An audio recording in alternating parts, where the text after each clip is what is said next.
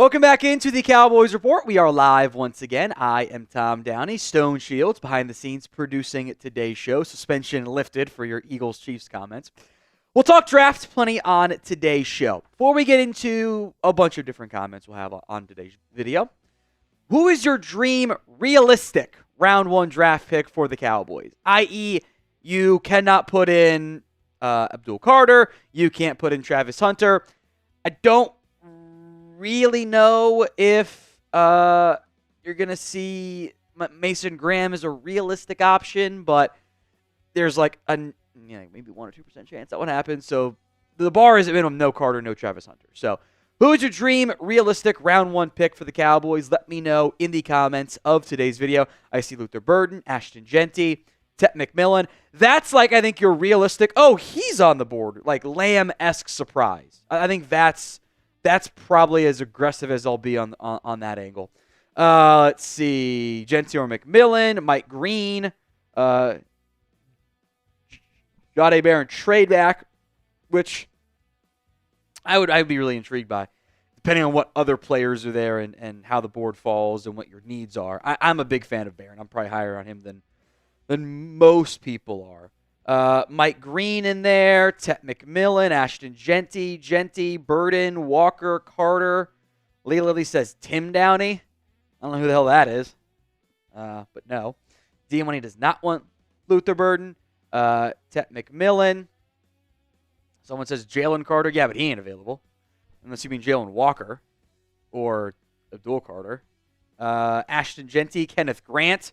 I'm not taking Cam Scattaboo in round one. I'm also definitely not taking Jackson Dart in round one. Promise you that. Jeanty. Food Review's got Kenneth Grant PTSD. I get that. I do. I think trade down is where I'm more intrigued with Grant. Although he'll touch the combine and there'll be a lot more buzz on him. We don't wife these 304s. I want Jeanty. You and Kevin Olmstead are my heroes. I like Kevin. He's a good guy. Appreciate that. We don't wife these 304s. I'm sure Jeanty will be a popular answer.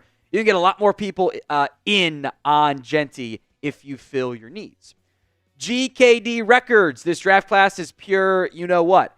I don't think that's the case. I do think that it is a divisive draft class. Let's call it that. I think in general, the guys that you're going to draft in the top 5, especially outside the top couple names, maybe have top 10 grades. And the guys you got to take in the top 10 probably have first-round grades. And in a lot of years where you get, 15-plus first-round grades, you're not going to have that. And a lot of years, like 10 of those 15 first-round grades, give or take, there's no doubt, that's an obvious one. That's an obvious one. This year, whoever, you might have a first-round grade on your wide receiver 2, but not everyone's going to have that. So your wide receiver 2 could be someone else's wide receiver 4 or 5, and that's like a 20-pick difference. And that's where we get to a lot of division and disagreement in terms of what the consensus could potentially look like. And then, you get to pick 15, and you're going to be out of first-round grades, and now you're taking a second-round grade, and it gets to the potential of a lot of chaos. Remember when Cole Strange went in round 1 with Patriots that one year? You can have a couple of those that end up happening. Berjanik, why Jeanty in round 1? A deep running back class, lots of needs. The rationale here is you're just taking the best player on the board. Now, Jeanty, for me, is going to be a top 5 guy. When you get around to those bigger consensus boards, he'll probably be in the top 5 or so. Maybe he's a little bit lower. The main argument against it is positional value. And I mentioned the need stuff. That I agree with all that, too. If you fill your needs and are aggressive in free agency, then you can afford what is typically, and I think is, more of a luxury pick when it comes to running back, because it is a good class. You can, in theory, get someone in round 2, round 3. No fourth-round pick. You don't want to get left holding the bag again like last year. But you're going to have 20 draftable picks at running back this year. It's a really strong class. That's why I'm not going to be heartbroken if they don't get Jeanty, because I think you'll be able to do that. You'll be able to get somebody good. Michael Sutton, if they traded back into the low 20s, what would the compensation be? It does depend on, who you're coming up for. What you're trying to do in terms of the other team. Are they coming up for a quarterback? Are they desperate? Are they calling you or are you calling them? So there is some, variations to try to identify from that one. If you look at some of the more modern trade charts, PFF doesn't really use this one, which I think is maybe a bit unfair and maybe shouldn't be used that way. If you trade down into the early 20s, you might be able to get roughly late second-round pick value. Now, it doesn't mean it's just a second-round pick. It could be a third and change. If you move down to like pick 25, at that point you're kind of looking at that's kind of more middle of that ballpark there. But you're kind of staring down the barrel of that would be like 25 and 58 matches up pretty well trade value-wise. Now, the Lions overpaid last year when you moved down. So you could get an overpay too and, get a couple spots up and still get a second-round pick or something too. Or you get a third and a fourth and you kind of recoup some of your value there. Austin Carey, $20 super chat. Thank you, Austin. I'll make note, by the way, $50 beer bongs are on the table for today's show. Might regret that, but they are available. I don't think Dak deserves the hate, but after this contract, he's on the wrong side of 30, and if we're in the same position, when do we have potential out to trade him or cut him without that big of a cap hit to move on? So, good question. In terms of a cut, it's just not going to happen. Dak's got rolling guarantees on his base salaries. It doesn't make any financial sense to cut him. Because, again, you paid him with the mindset of you're going to try to win in this next 4-year window. And I do think having an 8-game mindset of changing that is probably a little bit short-sighted, frankly. Not just what you're saying, but I think just big picture there. If you can get him to waive the no-trade clause, then it starts to become a little bit more palatable. Now, it's probably still more like 2027 as opposed to 2026. But at that point, if you're just going to move on and he's down, you're going to be rebuilding anyway, so the money isn't as impactful. A lot of it depends on what are you trying to do. If you're trying to be a contender, and even if the injuries are a concern, and I can kind of take the trade stuff off the table there, if you're trying to be a contender, is your best chance to win. If you just want to embrace the rebuild, that's fine. At that point, I don't really care about the money. So I made the comment last year, I would have made a decision before free agency. I would have either just paid him and gone and actually been aggressive for once, or I would have said, screw this, let's just blow it all up and rebuild. And then I don't care about the dead money in a rebuild. I don't care about what I'm paying not to have players on my roster. I'm not trying to actively win games. Daniel says, I want Jeanty. I am sure you are not alone. This is very similar to me to some of the Bijan Robinson conversations we had a couple years ago. Like, you're just getting the best player on the board. GKD records, insert clever troll here, make it good. Eagles fans are still talking about the Cowboys. That's kind of embarrassing for them, isn't it? Like, you won a Super Bowl and you're more concerned about the Cowboys? Little brother always gonna little brother, even when they win. Rajanic, don't trust JB. Give me Burden, best receiver in the class. I like McMillan a little bit more than Burden. I didn't feel that way going into this year, but Burden simply wasn't as good, even factoring in some of the not his fault quarterback stuff that was going on around him as well. But I would not be mad at Burden at 12, or ideally in a trade down if you get lucky enough to have that happen. I do think Burden brings you a lot of what you could use in that number 2 spot. What is the percent chance you think the Cowboys even attempt to trade for Myles Garrett? We will talk about that since Micah continues to try to push for it to happen on today's show. But give me your answers. Percent chance the Cowboys even try to trade for Myles Garrett. Let me know in the comments section of today's show. Percent chance you think the Cowboys actually try to trade for Myles Garrett. 0.069, 60, 10, 20%, 39, 1, 0, 0, 5, 0, 5, 0, negative 69, 0, 15, 0, 0. I think most of you guys have a pretty good feel for how this will actually play out in the end. GKD Records, Tom, what would you do this offseason? Assuming you have $100 million plus in free agency. I'm fine setting aside some of it for like my own guys, long-term, Tyler Smith, Ron Bland, whatever. But I've got so much money to go get a number 2 receiver, so I don't have to take someone unless I find the right guy at some point on day 2. I can keep someone of a Rico Dowdle-esque on my roster. I can completely overhaul my defense line. I can sign another veteran offensive lineman, depending on what I do with Terrence Steele. Maybe it ends up being 2. I can add a veteran linebacker, go find a veteran corner. Maybe make a splash at edge or at safety and still have enough money with paying Micah and Dak and Lamb. I'm not actually paying very many players right now. I feel like that continues to get ignored by the Cowboys themselves. They're paying Dak. They're paying Lamb. That's more or less it. Terrence Steele is on shaky ground, may or may not be paid. Trayvon Diggs is getting paid. But none of those guys are over the $20 million in terms of actual money right now. Not even all that close to it, frankly, with the way the contracts are structured and what they might not get in the long run with the way the deals were backloaded. And then it's like Donovan Wilson and Malik Hooker. I'm not paying anybody. I have to if I want to be competitive. Ecuador man, Jeanty is Barkley with the Giants' bad offensive line, wasted pick. I do get where you are coming from here. I think this is actually a very good point, too. A lot of people have tried to clown the Giants for letting Saquon Barkley leave. He wasn't. Do we think that Saquon Barkley suddenly got significantly better with the Eagles, like just pure talent-wise, or the supporting structure was more impactful in Philadelphia? And to some extent, maybe it's a slight exaggeration, adding that running back caliber player is putting whipped cream on your ice cream. Whipped cream is delicious. If you don't like whipped cream, I think you're kind of a strange person. But you don't want it. But no one eats just whipped cream. Like that. That's weird. That's not actually that good. So you need to have the other stuff around it. It's the icing on a cupcake. The cupcake is like okay, but like you shouldn't just eat icing. It's tasty, but it's bad for you. Right? Chris B. Let's find out how serious Dallas is going to be this offseason. They restructure everyone, then maybe aggressive. Unfortunately, probably not. I mean, they can simply restructure Dak and Lamb, create about $70 million plus 75, 70.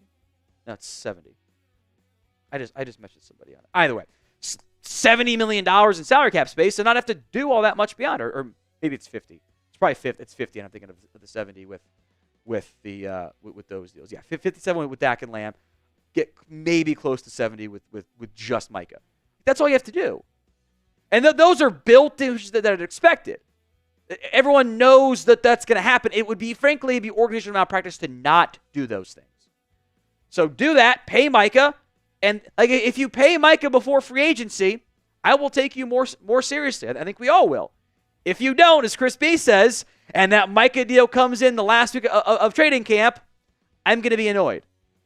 Very clearly had a negative impact on the Cowboys this past year. There's zero doubts about that. Kind of delusional to say otherwise. Don't let it drag out to August. Just pay him, create cap space. You want to create attention? Go sign players in free agency. Rajanik, what's your realistic and unrealistic trade target? We will do a long list of trade targets. Some of them are names that have been mentioned that are out there that I don't know if I fully buy them. They're all the bigger names. And then, I do actually have some realistic names, unrealistic names as part of the show today. So I would say stay tuned. We'll hit both of those on the video today. What do you want more coverage of? D for the draft, T for trades, F for free agency. You can vote in the pinned poll of today's show as well. Right now, it's 46% free agency, 40% draft, 14% trade, which I'm not surprised by. We're going to get some good free agency stuff, I hope, as we move forward. I hope that's what we get. I hope we get buzz of them actually doing something in free agency. We did the top free agent groups. We'll do position and offense and defense and a whole lot more on future videos. So make sure to vote for me in the comments of today's show. As we have our first $50 super chat coming in. Ooh, can we get that? Is disgusting. Can we not do that one? That didn't. Yeah, I mean that did not get cleaned out. So yeah, that's. I will not be doing a beer bong out of that one. I'll take it home and take it to the washing machine. That's disgusting. No, that's not gonna fly at all. That's why we're supposed to clean them afterwards. Anyway, we'll get to Austin Carey's $50 super chat here in just a second. Early MVP of today's show. Far better, and I won't feel sick to my stomach afterward. In theory. Both need some washing in the end, but this is much better. It's kind of nasty still. Oh well. All right. First beer bong coming up.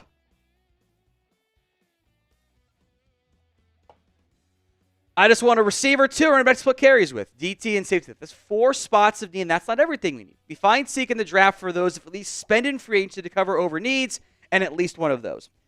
That's the point that I have tried to make on a pretty consistent basis. I think you're spot on, Austin. I can't fill all my needs in free agency or in the draft. I can't. I need a receiver, 2. I need another running back. I need multiple pieces on defense. If I retain Bell and Thomas, I'm probably fine at safety, but I would like some offensive lineup. I need linebacker depth. I got edge question marks. I have too many needs to fill when I've got like 3 top 145 picks. That's just not doable. And even if I had 5 top 100 picks, I don't want to bank on all first-year players to make a big impact for me. So I think you're spot on. I need to address some of those in free agency. Ideally, all of them to an extent, and not just I signed Chuma Edoga. Because that clearly wasn't enough for this organization. Because they went in going, we got to get a tackle still. But didn't actually fulfill your need at all. So, cheers to you, my friend.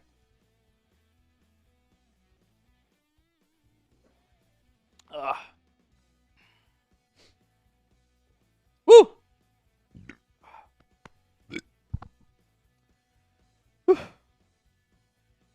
GKD Records. If the Joneses were watching now, what would you say? I'd say a lot of the same things that I say on air. Maybe I would be a little bit more diplomatic, and I wouldn't say Stephen Jones, you suck to his face. I would probably try to be a bit more diplomatic in an effort to get them to listen to me, but I know they are generally aware of what gets said about them. I know that they are. You know, if I bump into Stephen again, I will tell him to spend more money in free agency at the combine. I told him years ago to his face, you should get that Dak deal done. He didn't. But we'll try again. Rajanic, if the Jones boys sign at least 5 notable free agents, I'll donate $200. I will be very happy if they do that. Not because of the $200, but thank you. Because they'll be trying to make this team better.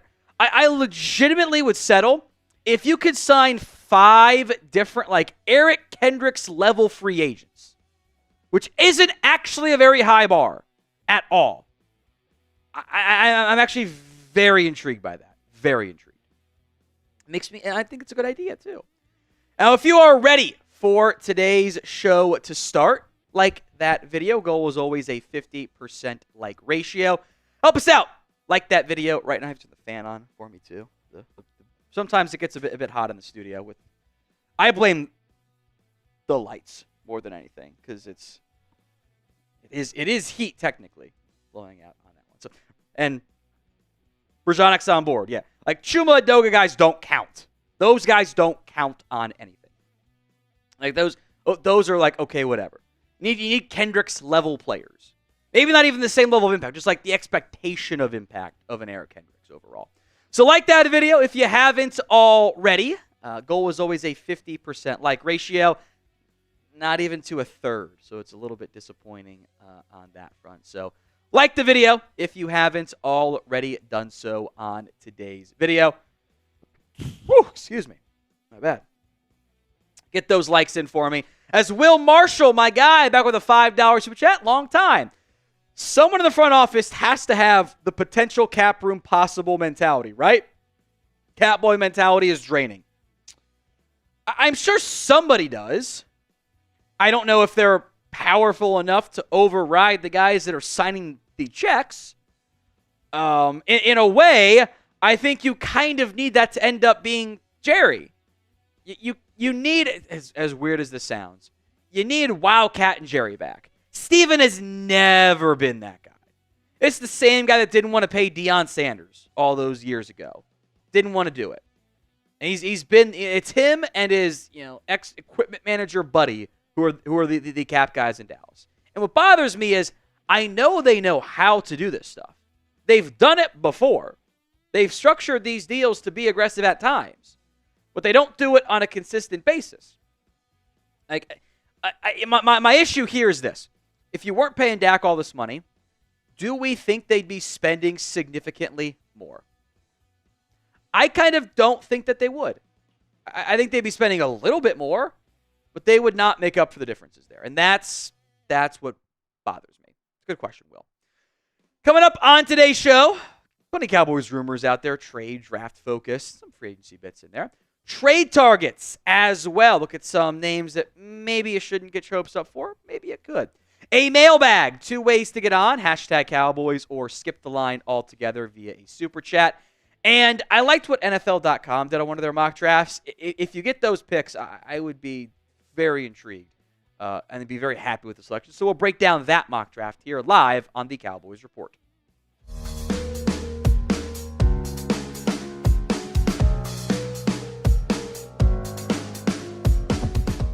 Before we get into today's show, we are gaining ground on the Commanders Report in our monthly sub battle. Last week has favored us. Still room to grow with about the halfway point. Let's keep going. Catch up to the Commanders and subs this month. Hit that sub button, youtube.com/CowboysTV. We're back with Myles Garrett because Micah Parsons is pushing this. And to an extent, I actually very much appreciate Micah Parsons trying to advocate for his team to be more aggressive in the way they haven't been in the past. He is trying. Micah tweeting this out, tagging Myles Garrett on social media, calling the Eagles Thanos, and also maybe a questionable choice because Robert Downey Jr. dies. Spoiler alert. So I'm not sure who's dying in this scenario to defeat Thanos. So maybe not the best choice, but I get what he's going for there. Now, Micah also had this to say, again, to Nick Harris, the Fort Worth Star-Telegram. The talent is there. We just got to be aggressive the same way other teams did. I don't want to sit back and watch other teams build and us do the same. It's definitely some call to action. I want to see us become aggressive and get some players that will come in and make an impact. I want to see us bring back our own players. It's just as important. Let's see what we can do there. I agree with all of that. It's stuff we've all said for how long now? Now, Micah also, there's no progress on his deal yet. He trusts Jerry Jones, that thinks there's a plan. I would say check in again at the Combine. You know, if they do the thing of they don't meet with Micah's agent again at the Combine, I will be very concerned because they should. It's kind of a no-brainer. Paying Micah frees up salary cap space. It does. Frees up, maybe it's not the full 18. Maybe it's 14. Whatever that figure ends up being. Hey, good news, everybody. You've got more money to spend. Garrett in particular, though, I don't think we need to get our hopes up too much here. It is a really fun idea. The smart of it, or the start of it, is intriguing. It's Myles Garrett. You get the best pass rush duo ever. But it's more of just a fantasy Madden-style idea. It's fun. You're adding an impact player. It's the Cowboys, the lazy narratives of Jerry making a splash. Giving up a first-round pick, and probably 2 first-round picks if we're being honest here, and paying Garrett $35+ million per year, and paying Micah big money doesn't make much sense. I know Micah said he'll take less. He's not going to take $15 million per year less. We know that. So I just don't find it believable, feasible in the end.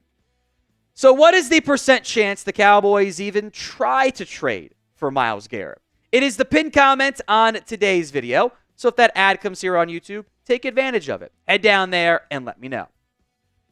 Now, we're also talking draft trade-ups here. Bleacher Report advocating a trade-up for Ashton Jeanty could be one of the 5 trades that would turn the NFL draft upside down. And here's what they wrote. Jerry Jones may very well be ready to make a splash after being chastised throughout the previous season for not doing much of anything to help his team. The back half's true. The first half, I'm going to say it at this point. If the immediate argument is, Jerry Jones loves to make a splash, no, you're being lazy, actually. It is not 1995 anymore. They don't make splashes very often. We can't keep saying Jerry loves to make a splash, and then every year there's no splash. And by the way, I like Jeanty a lot. He's going to be a top 5 player for me. I don't think this team is equipped to move up for a running back. They've got far too many holes, offensive line potentially included there, but across the roster, just by giving up a 2nd or a 3rd round pick for a running back. That's no shot against Jeanty. I think he's an awesome football player. I wouldn't have many complaints about picking him at 12, especially if you fill some of those needs for once in free agency. But trading up for a back? Look, let's make sure we don't learn the wrong lesson from Philadelphia. They added Saquon Barkley. They added gasoline to a fire that was already going. If you're trying to get a fire going and you throw gasoline onto a bunch of grass, it doesn't matter if there's not already a bit of a fire going or you can't add a match to it. I don't think you're ready to give up to trade up for Jeanty because that limits my ability to make the rest of the roster good enough. Today's show is made possible by Z Biotics. They invented the world's first genetically engineered probiotic. It's pre-alcohol, what it's called. It was invented by PhD scientists to tackle rough mornings after drinking. When you drink, alcohol gets converted into a toxic byproduct in the gut. It is this byproduct, not dehydration, that's to blame for your rough next day. Pre-alcohol produces an enzyme to break said byproduct down. Remember to drink it before drinking alcohol, drink responsibly, and get a good night's sleep to feel your best tomorrow. First time I had it, I felt a lot better the next day. And that matters a lot, given the fact that sometimes those super chats come in, all the beer bongs hit, and it's just, I can't hang the way I used to. So stay in the loop and go to zbiotics.com/chatsports.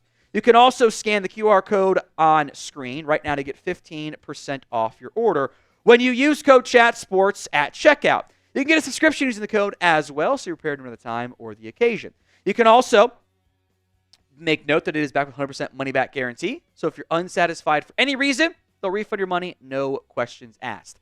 Head to zbiotics.com/chatsports and use code CHATSPORTS for 15% off your first order at checkout. A big thank you to ZBiotics for sponsoring today's show and our good times. Many of you guys asked me about this on social media too. Germaine Pratt trade, the Bengals linebacker requesting a trade. Fans had linked him as a destination, and getting a linebacker help in general does make sense. Maurice Liufau is, I'm excited about him long term. I'm optimistic about him. Thought he showed some good stuff down the stretch. But Eric Kendricks, Nick Vigil are free agents. DeMarvion Overshown is going to miss at least some of the upcoming season, depending on how the recovery goes. We'll determine when he's able to return. The rest of these guys, Darius Harris, Buddy Johnson, Brock Moggensen, are, fringe roster players. And I am about out on Damone Clark. Got one more chance, but he's got a lot of money due his way, so a little bit dicey there.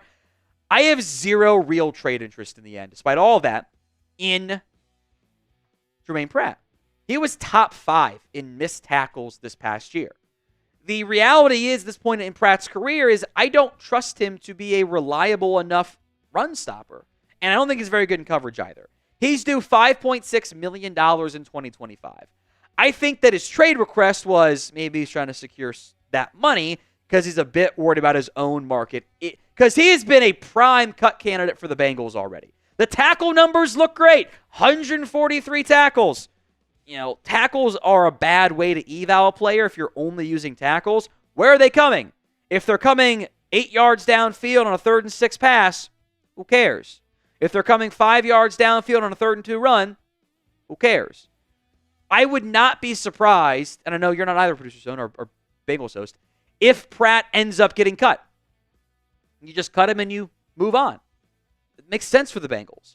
And if so, the Colts with Lou Anarumo make the most sense for him anyway. Now, if he's cut and wants to sign for like $1 or $2 million, let's talk. I am intrigued by that. I suspect he wants a trade and asked for a trade for one of 2 reasons. Last year of his deal, went to the Bengals, said, will you extend me? They said, no. He said, okay, then trade me. Or he is worried about getting cut and wants to find a destination that will keep him at the current price tag he's owed.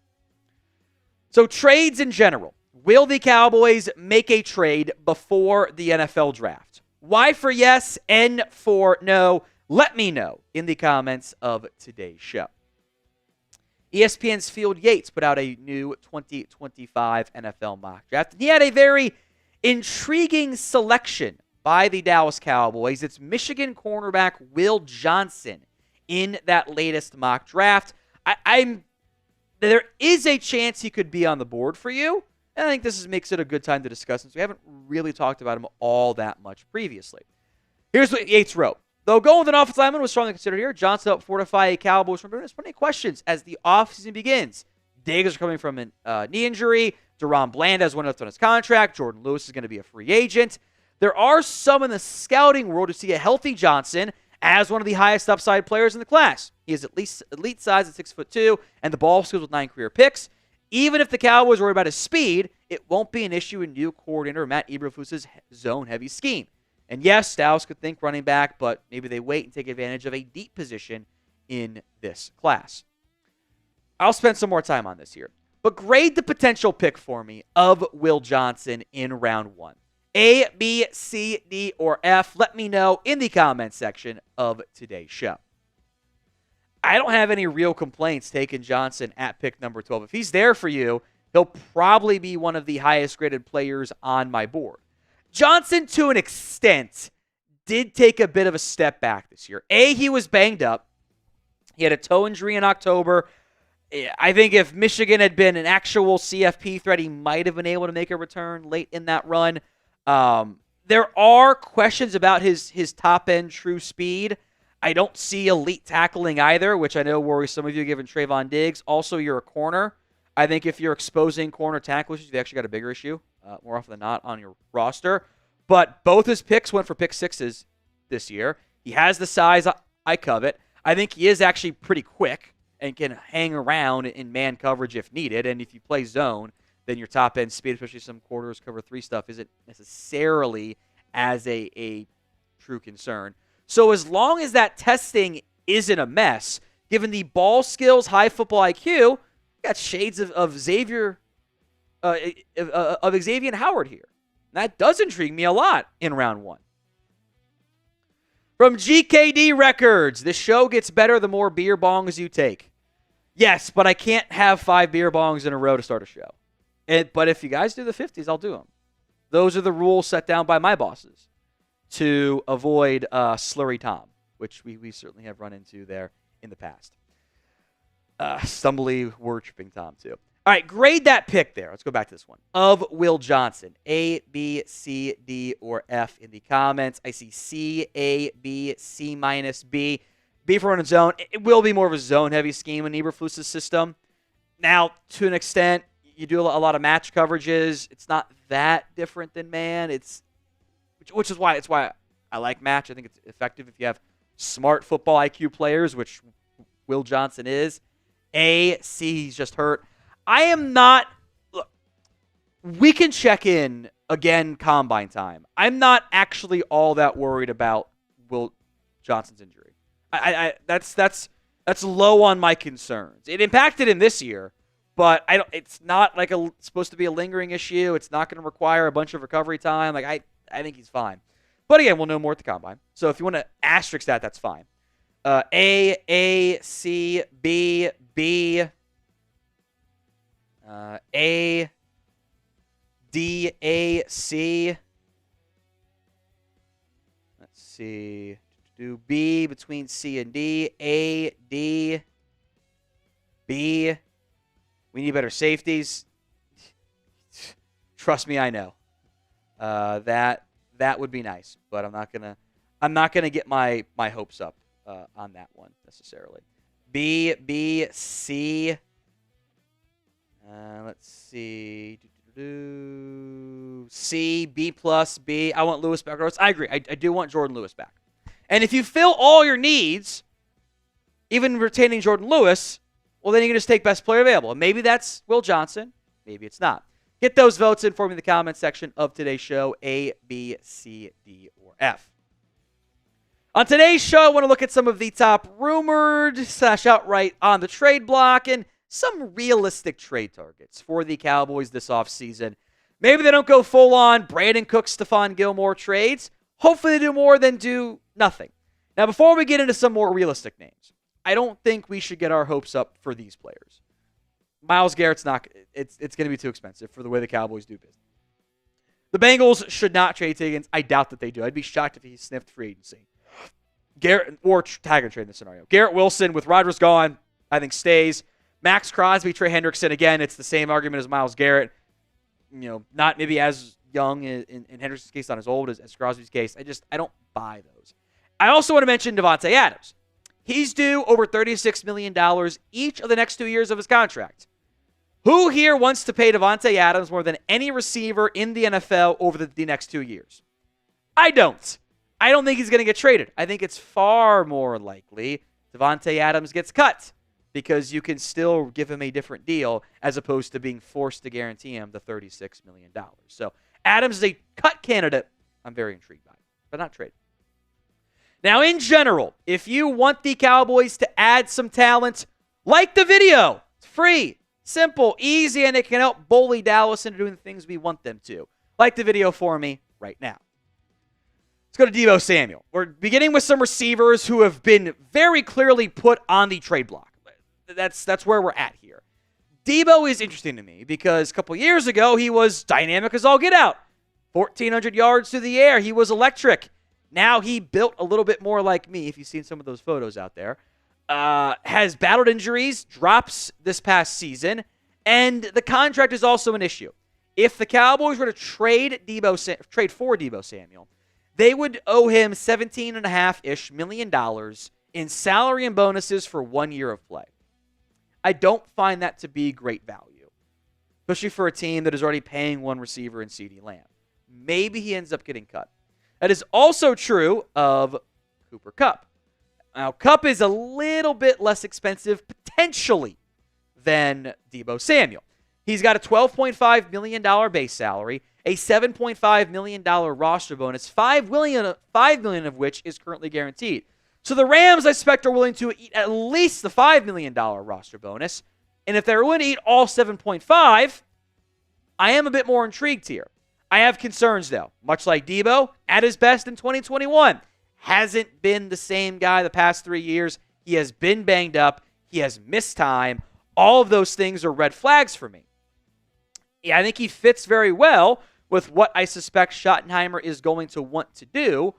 But again, that's an expensive price to pay for a guy that, do we trust him to play more than 12 games in a season right now? It's a red flag. Now, do you want to trade for a wide receiver? Talk to some other names here later on in today's show as well. But let me know. Why for yes and for no? Go vote at the pinned comment of today's video.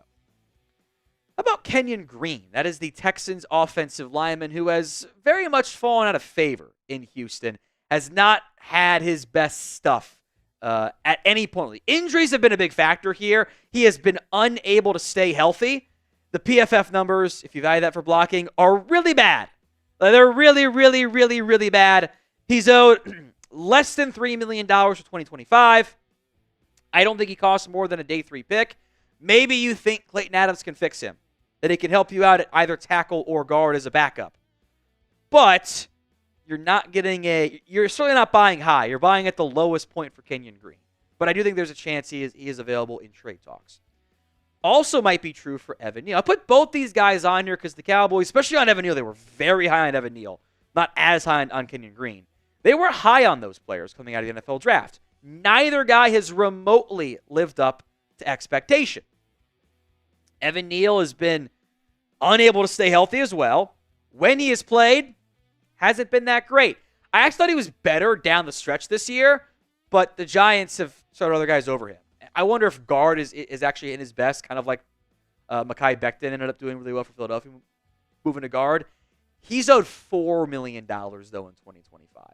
That's kind of pricey to pay for someone that you don't know for certain if they're going to be a starter for you.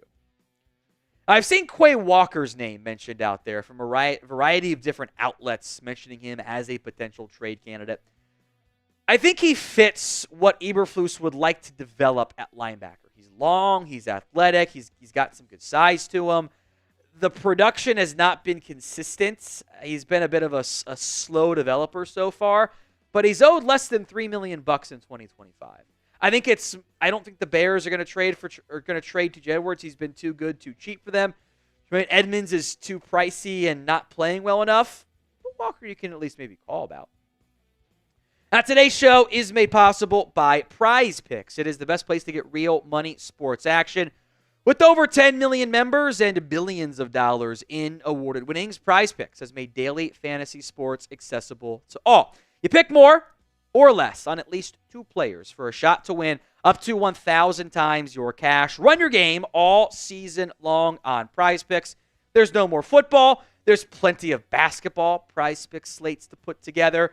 You can do baseball as well if you're in one of the more than 30 states that offers prize picks, including California, Texas, Georgia, and Florida.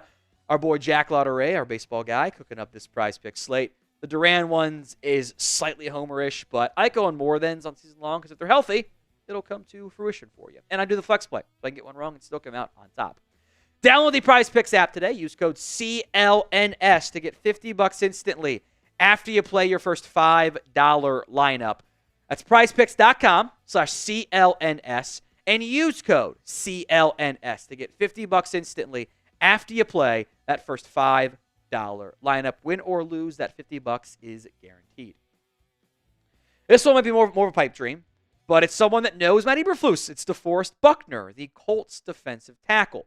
Money is a factor here, and what Indy wants to do long-term, I think, is also a bit of a question mark. He's been very good for the Colts over the course of his career since they traded for him.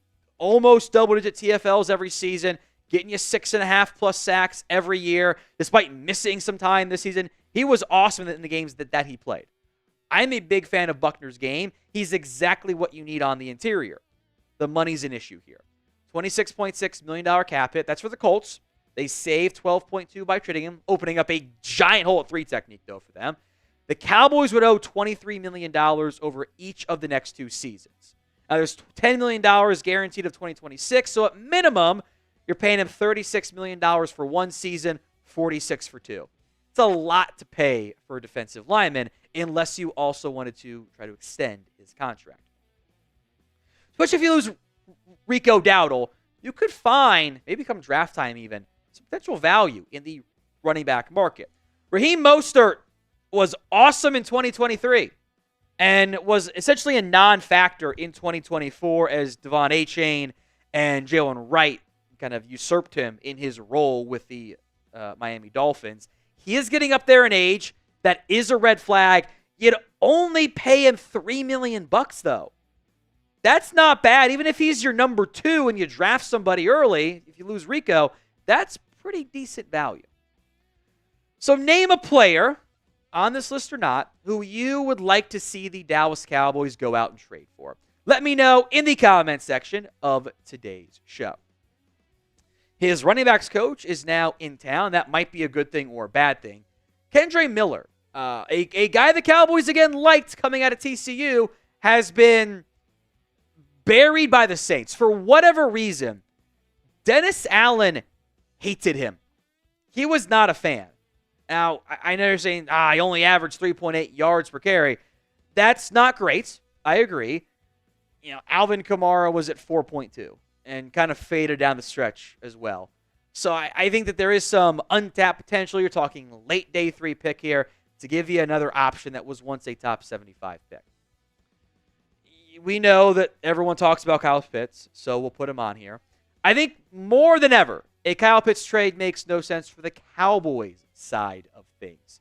After a 1,000-yard rookie season and that knee injury in 2022, he hasn't really been the same guy. His production has dipped. Now, 600 yards isn't bad. Don't get me wrong on that front. It's not bad at all. But the limited, consistent production does raise red flags for me. Oh, by the way, he's due almost $11 million this season. I don't want to pay $11 million for 1 year of 600 to 650 receiving yards. Now, if you want more Cowboys trade and news and rumors, everything else in between videos, hit that sub button right now, youtube.com/CowboysTV.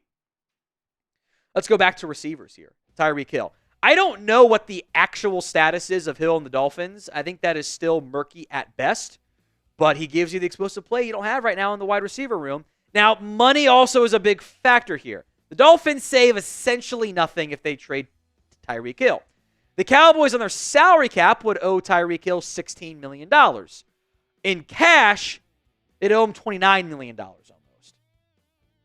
That's dicey for where the Cowboys do business. Hill's numbers were down this year. I'm not inclined to blame him for that. I think there were obvious quarterback issues there. But as he ages, that is a red flag you have to discuss. This gives them a far more dynamic option outside of CeeDee Lamb than this team has ever been close to having of late. Let's mention both Seahawks players, too. Maybe not even trade candidates. They could also be prime cut candidates here for the Seahawks as well. The money's a factor here. Lockett's play has declined. That is a fact. His numbers have gone down every season. Part of that of late is the emergence of JSN. Happy to acknowledge that. But I don't think you're going to get 1,000 yards. My worry with Lockett is you're just kind of getting too close to Brandon Cooks' production. DK Metcalf as well is kind of stagnated a bit. He's kind of plateaued in his play. He can get you around 1,000 yards. He can be a big body vertical threat, but he still plays more finesse. And at this point, I don't think that's ever going to change. The money's also a big question mark here. Lockett's owed $17 million. Metcalf's owed $18 million. I think those guys will be involved in kind of trade rumors, trade conversations. But again, the money's a question mark. If you trade for DK in particular, probably try to work out an extension with him too. So pick a Seahawks wide receiver. If you trade for one of those two guys, if you had to trade for one of them, who would it be? TL for Tyler Lockett, DK for DK Metcalf. Now, I also want to throw in, if the Browns go full fire sale, I'll mention all three Browns corners. Money also is different for all these guys. Denzel Ward, $14 million. Martin Emerson, $3 million in change. Greg Newsome on a fifth-year option, $13.38. Ward's got a little bit more time left on his contract. The big issue there is you're already paying Trayvon Diggs. Do you also want to consider paying Denzel Ward or Greg Newsome big money when you've also got to pay Deron Bland on the line? Again, money's a bit complicated. That's why there aren't as many trades in the NFL as the NBA, because you don't just do salary swaps with it the way that they end up doing. Now it's time for a mailbag here on the Cowboys Report. Hit that super chat button if you want to guarantee getting yourself on the show, or use hashtag Cowboys. Kind of skip the line, or get yourself in the queue, I should say, with the hashtag Cowboys. Super chatting skips the line altogether. We've already got one super chat from Bryce we'll get to as part of the mailbag, which I appreciate that. Bryce, hashtag Cowboys gets you in the queue. That way Producer Stone can find your question no matter what and get you in there. So get those in, hashtag Cowboys, or skip the line altogether via super chat. And we've got plenty of super thanks to get to here on today's show as well.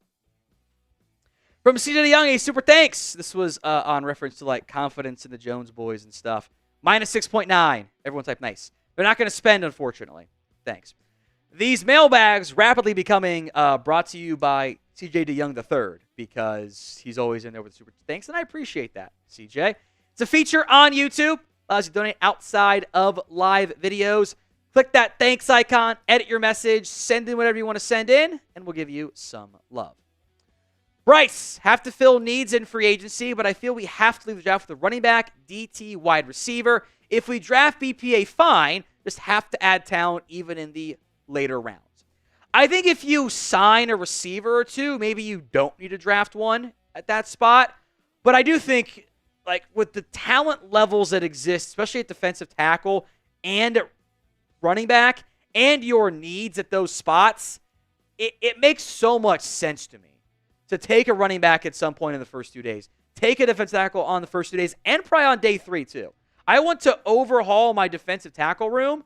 If I lose Osa, the only guy I want even remotely close to a roster lock is Mozzie Smith. Then I want to bring in 3 new guys. If I keep Osa, I still want to add 2 guys. I want to do that in free agency and through the draft. From Jenkins Gaming, time with thoughts trading 11 for DK Metcalf and 2 firsts and trade them 2 firsts for Myles Garrett. Well, I don't think you're going to get 2 firsts and DK Metcalf from Seattle. That's way too much for them to give up. They're not going to do that. I don't even think DK's worth 1 first, especially if you're trading the first, to acknowledge that angle there.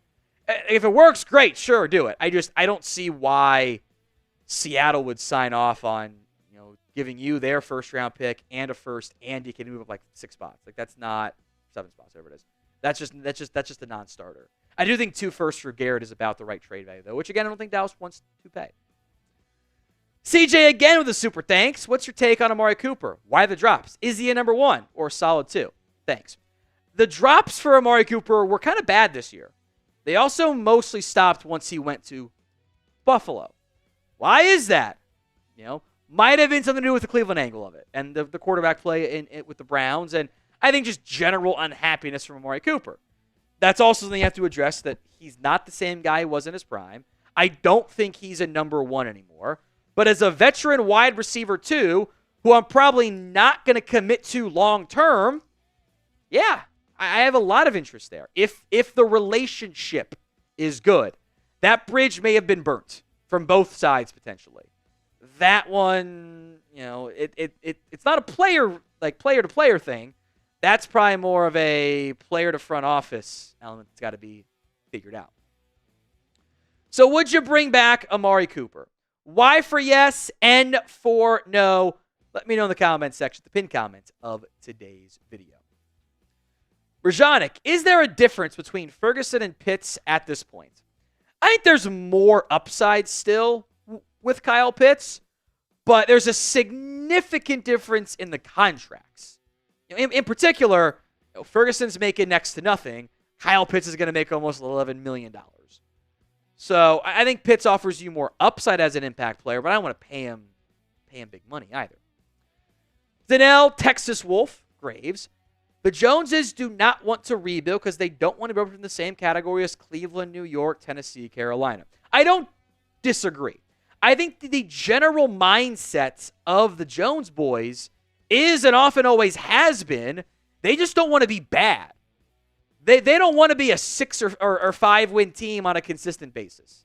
Even they don't want to do that for 2 years even and run the risk of, oh no, now no one cares about us. They always want to be hanging around the rim. I don't want to hang around the rim though. I would like to, score and then go get back on defense, even if I have to rebuild a little bit. That's my preferred mindset. Now today's show is made possible by Z-Biotics. The pre-alcohol that they invented is the world's first genetically engineered probiotic. It was invented by PhD scientists to tackle rough mornings after drinking. When you drink, alcohol gets converted into a toxic byproduct in the gut. It is this byproduct, not dehydration, that's to blame for your rough next day. Pre-alcohol produces an enzyme to break this byproduct down. Remember to drink this probiotic before drinking alcohol, drink responsibly, and get a good night's sleep to feel your best tomorrow. When the super chats come in, I just don't bounce back the way I used to. I am older now. I am, unfortunately, able to acknowledge that. That's why I love ZBiotics so much. So stay in the loop and go to zbiotics.com/chatsports. You can also scan the QR code on screen and get 15% off your first order when you use code chatsports at checkout. You get a subscription using said code. 6 year period, another time, or the occasion. ZBiotics, back with 100% money back guarantee. So if you're unsatisfied for any reason, they'll refund your money, no questions asked. Head to zbiotics.com/chatsports and use code chatsports at checkout for 15% off your order.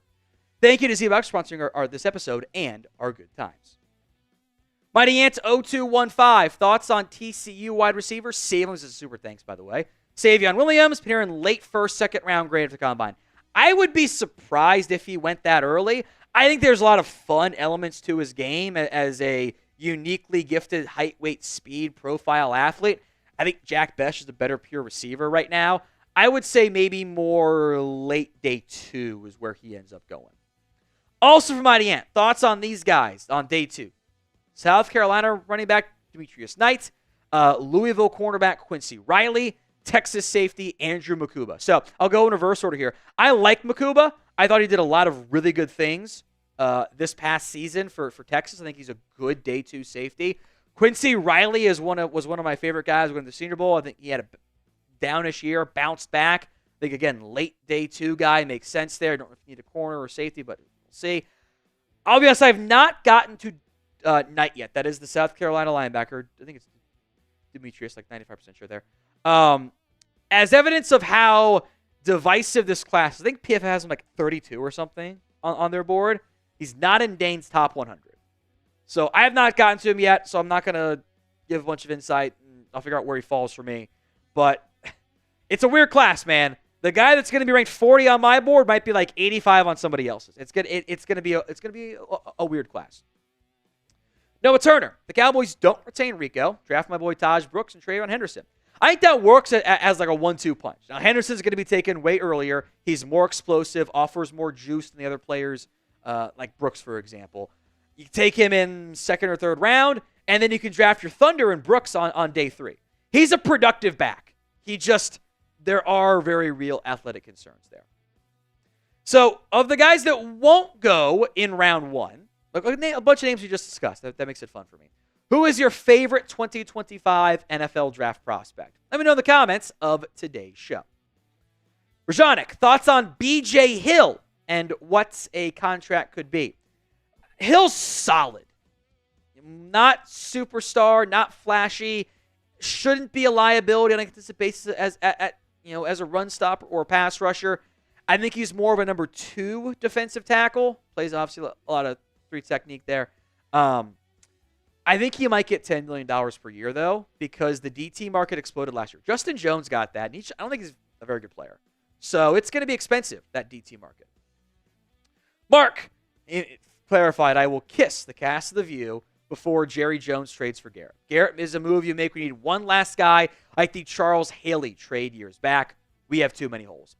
I am inclined to agree with that mindset, too. If you were, like, if you had the money and you were like a Bills team or a Lions, I think that makes more sense. I think you need those picks right now, especially with the way you spend money in free agency, unfortunately.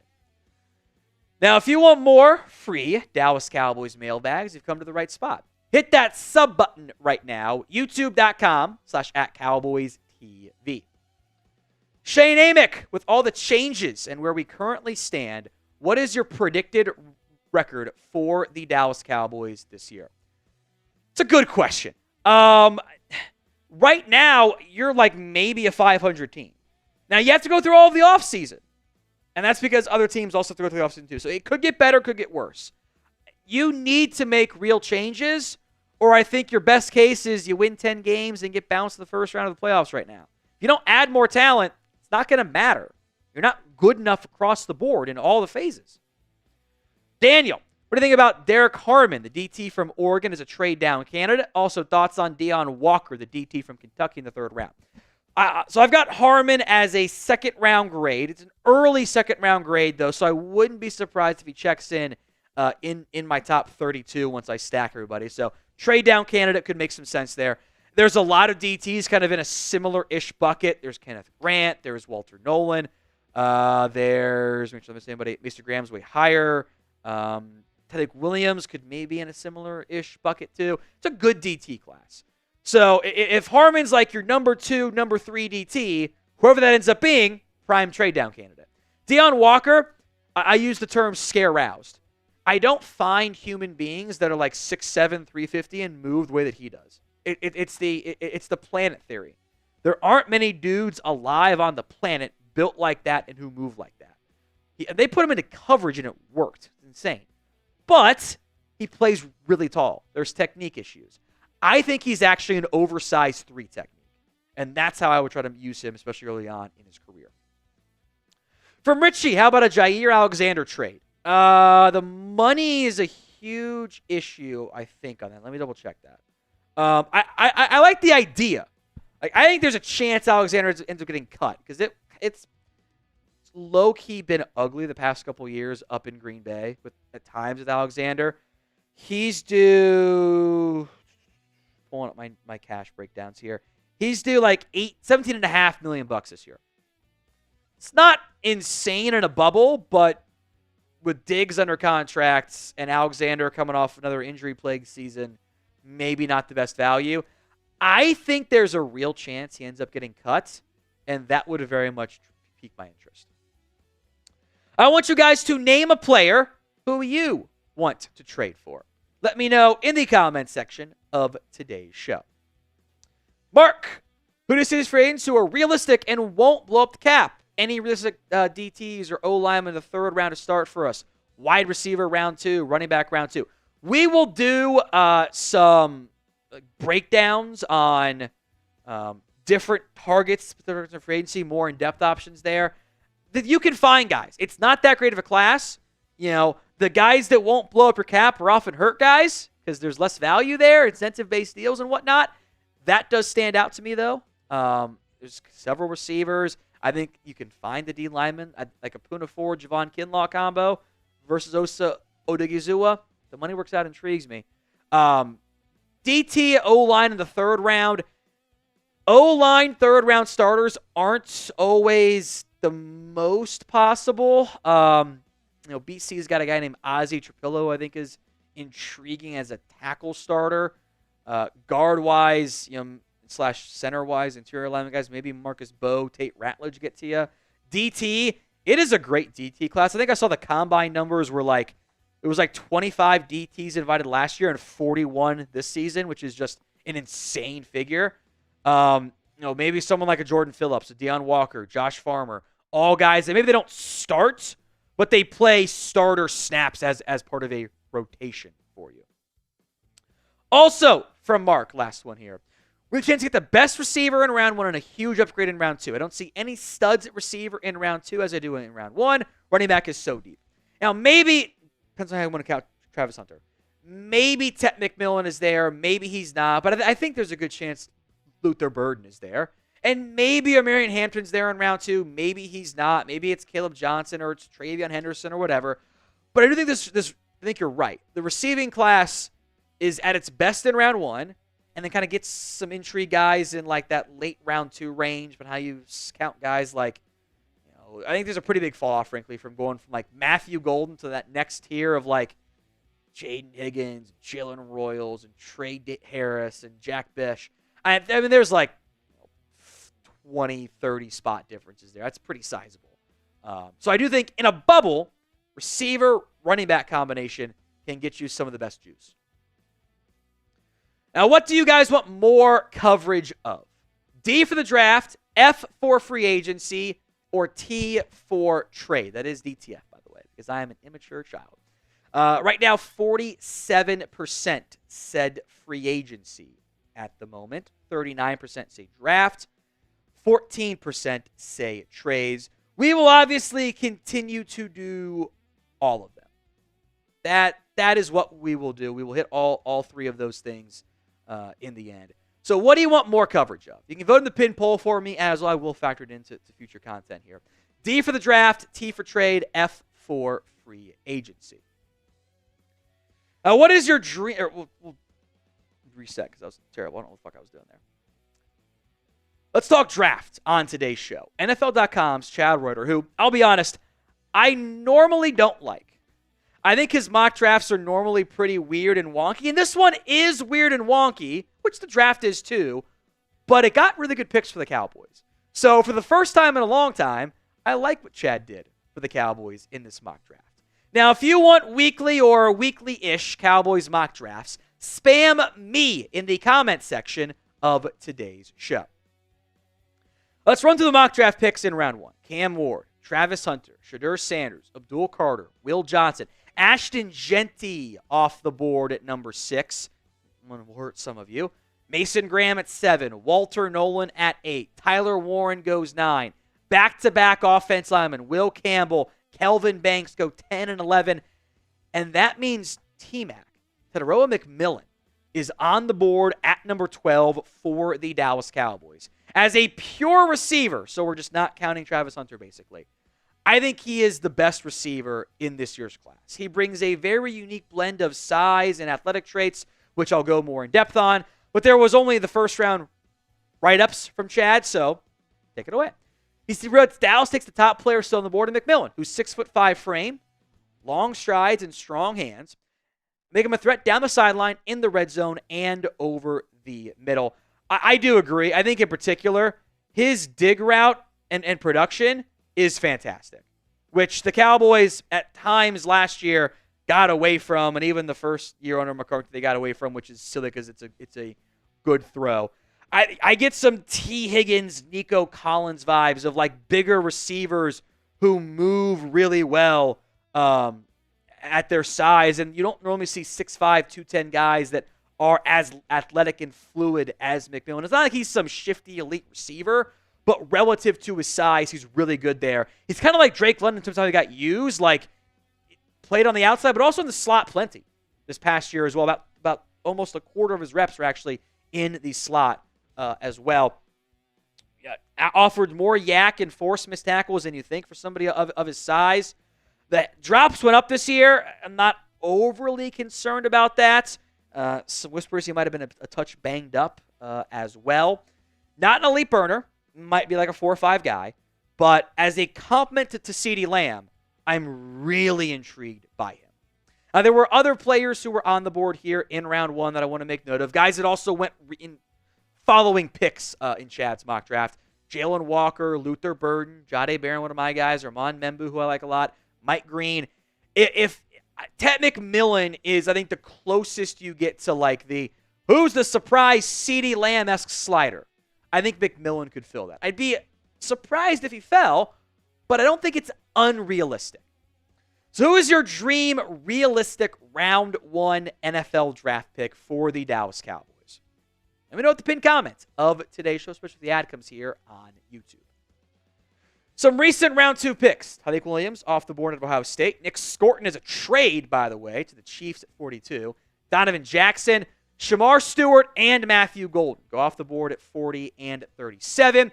But it leaves the Cowboys the number 2 back in the class per Chad. Amarian Hampton out of North Carolina.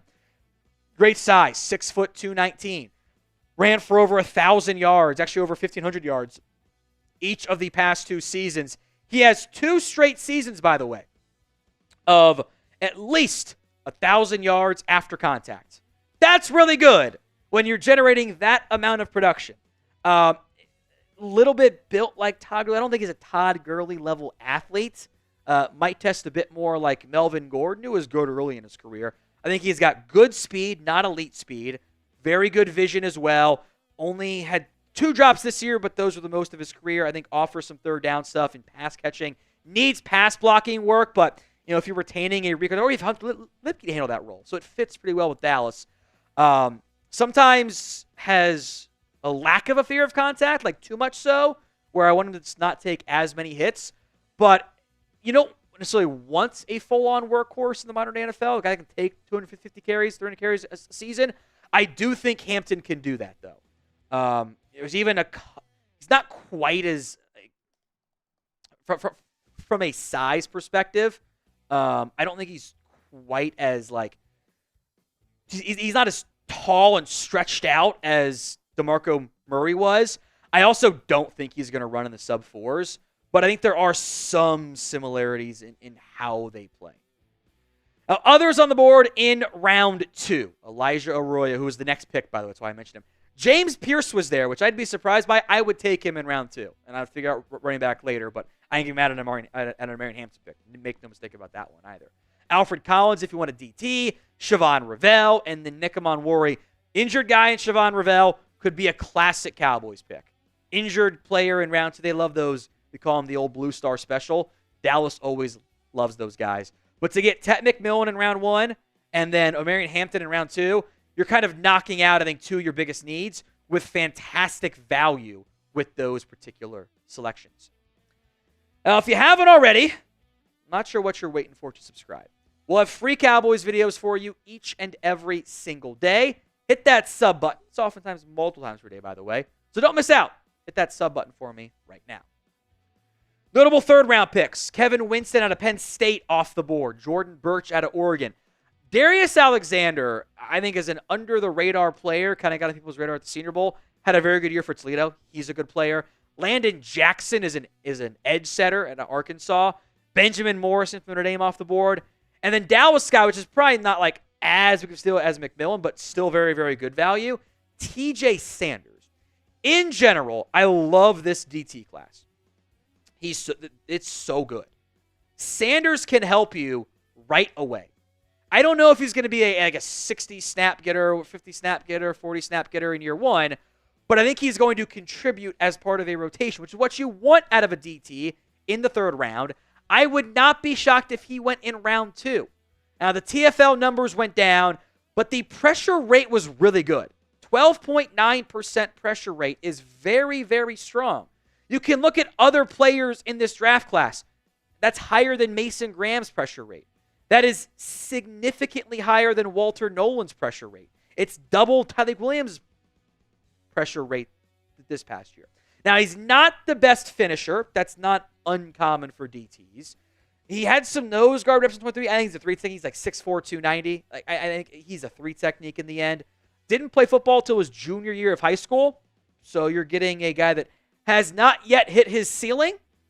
I think he plays bigger than his weight. I think he's a good, not great athlete. We'll see how that ends up shaking out.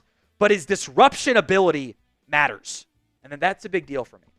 Now, others who are on the board here in the third round, Marcus Bowe out of Purdue, who I like. Maybe you could have gone James Pierce, Trevor Henderson, hypothetically. All worked out for you. But I also want to make this point real quick. I don't want to pass on a running back if I love one in early on with the assumption of I can get one later, because we've said that 2 years in a row, and the Cowboys did not get one later. Deion Walker out of Kentucky, I'm very intrigued by. And then Mr. Omar Norman Lott and his insane neck, which is, hey, sometimes I'm a bit like that, man. So to recap this, I think really, really strong mock draft from NFL.com and what the Cowboys got in the end. Ted McMillan in round 1. Amarian Hampton in round 2. That's the Arizona receiver, UNC back. And then South Carolina defensive tackle T.J. Sanders. I got 3 guys that can help me right away in year 1 and be huge parts of my team. And I got great value, too. I would love it if the draft broke down that way, barring some weird injury stuff that happens later on in April. So I want you to grade that mock draft for me. A, B, C, D, or F. Let me know in the comments section of today's show. You can be honest. It's not my mock, so if you don't like it, it's fine. A, B, C, D, or F. Let me know in the comments of today's show. From Chris Snow, a $5 super chat. What's the chance we get Malik Muhammad out of Texas next year? I'll be honest. I am so locked in on this year's class, I'm not really paying attention to next year's class. I thought he's done some good stuff for Texas. He's got some good size. Check in again in a year, because if you draft a corner on day 2 or something, you're not gonna take him then next year probably. So check in again later. Mark McMillan, team we see would be sick. Take Henderson in round 2. He's the fastest player running back in a DT or PLA in round 3. You said DT was deep. I think you can get a lot of fans on board with the way the draft could break down in some order: receiver, running back, defensive lineman with your first 3 picks. I think that there's a lot of different scenarios with different players in each round and different ordering of those picks that I think are very intriguing. So if I can get T-Mac in the first, I'm in. I will take him happily. I think the main points there is Patriots got to pass on him. Raiders got to pass on him. Panthers at 8 have to pass him. If that happens, then it becomes more feasible he's actually there for you. Those are some big players, though, you have to pass on him there. Never say never in the draft, especially in this year's draft. I will not be saying never, outside of a couple guys. We'll be live again on Monday, so do not miss out. Hit that sub button for me right now.